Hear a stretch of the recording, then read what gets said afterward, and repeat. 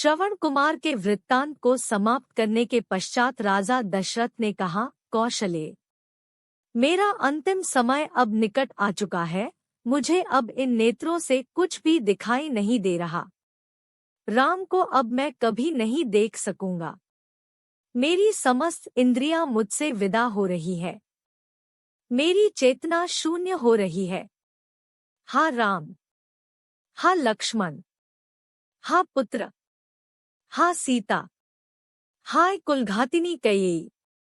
कहते कहते राजा दशरथ की वाणी थम गई, श्वास उखड़ गए और उनके प्राण पखेरु उड़ गए। उनके प्राण निकलते ही रानी कौसल्या पछाड़ खाकर भूमि पर गिर पड़ी। सुमित्रा आदि रानियां तथा अन्य स्त्रियां भी सिर पीट पीट कर विलाप करने लगी। समस्त अंतःपुर में करुणाजनक क्रंदन गूंजने लगा।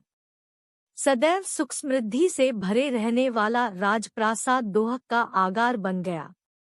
चैतन्य होने पर कौसल्या ने अपने पति का मस्तिष्क अपनी जंघाओं पर रख लिया और विलाप करते हुए बोली, हा दुष्ट कैकेयी, तेरी कामना पूरी हुई।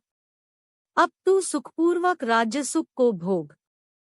पुत्र से तो मैं पहले ही विलग कर दी गई थी, आज पति से भी वियोग हो गया। अब मेरे लिए जीवित रहने का कोई अर्थ नहीं रहा।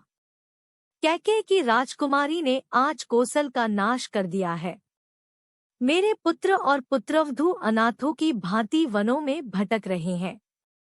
अयोध्यापति तो हम सबको छोड़कर चले गए, अब मिथिलापति भी सीता के दोहक से दोहखी होकर अधिक दिन जीवित नहीं रह पाएंगे। हाँ कैकेयी, तूने 2 कुलों का नाश कर दिया।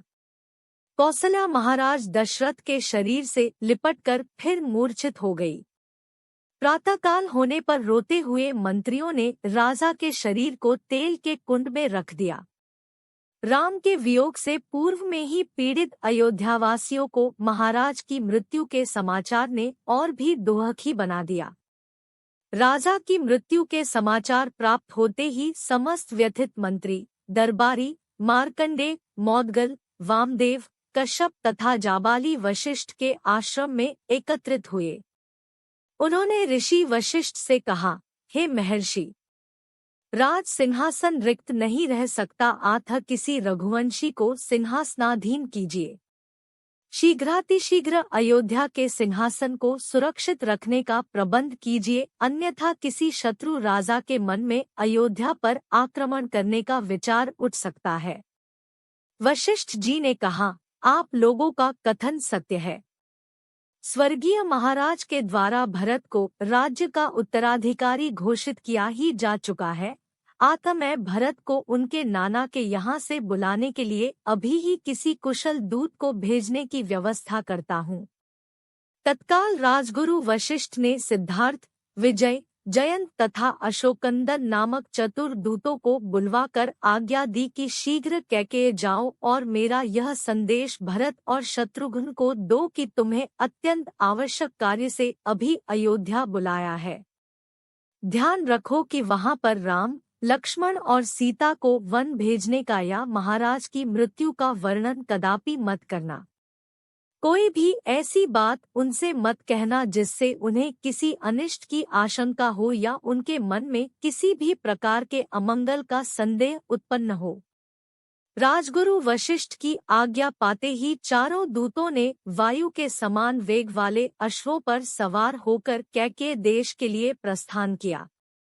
वे मालिनी नदी पार करके हस्तिनापुर होते हुए पहले पांचाल और फिर वहां से शरदंड देश पहुँचे। वहां से वे इक्षुमती नदी को पार करके वाहलीक देश पहुँचे। फिर विपाशा नदी पार करके कैकेयी देश के गिरिव्रज नामक नगर में पहुँच गए। जिस रात्रि ये दूत गिरिव्रज पहुँचे उसी रात्रि को भरत ने एक अशुभ स्वप्न देखा। निद्रा त्यागने पर स्वप्न का स्मरण करके वे अत्यंत व्याकुल हो गए। अपने उस स्वप्न के विषय में एक मित्र को बताते हुए उन्होंने कहा, हे सखा, रात्रि में मैंने एक भयानक स्वप्न देखा है। स्वप्न में पिताजी के सिर के बाल खुले थे। वे पर्वत से गिरते हुए गोबर से लथपथ थे और अंजलि से बार बार तेल पी पी कर हंस रहे थे। मैंने उन्हें तिल और चावल खाते तथा शरीर पर तेल मलते देखा। इसके बाद मैंने देखा कि सारा समुद्र सूख गया है, चंद्रमा टूटकर पृथ्वी पर गिर पड़ा है, पिताजी के प्रिय हाथी के दांत टूट गए हैं, पर्वतमालाएं परस्पर टकराकर चूर-चूर हो गई है और उससे निकलते हुए धुएं से पृथ्वी और आकाश काले हो गए हैं। मैंने देखा कि राजा गधों के रथ में सवार होकर दक्षिण दिशा की ओर चले गए। ऐसा प्रतीत होता है कि यह स्वप्न किसी अमंगल की पूर्व सूचना है। मेरा मन अत्यंत व्याकुल हो रहा है। भरत ने स्वप्न का वर्णन समाप्त किया ही था कि अयोध्या के चारों दूतों ने वहां प्रवेश कर उन्हें प्रणाम किया और गुरु वशिष्ठ का संदेश दिया, हे राजकुमार।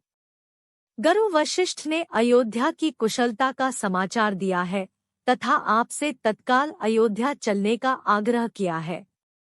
कार्य अत्यावश्यक है, अतः आप तत्काल अयोध्या चलें। यह कहानी अच्छी लगी तो चैनल को सब्सक्राइब करें।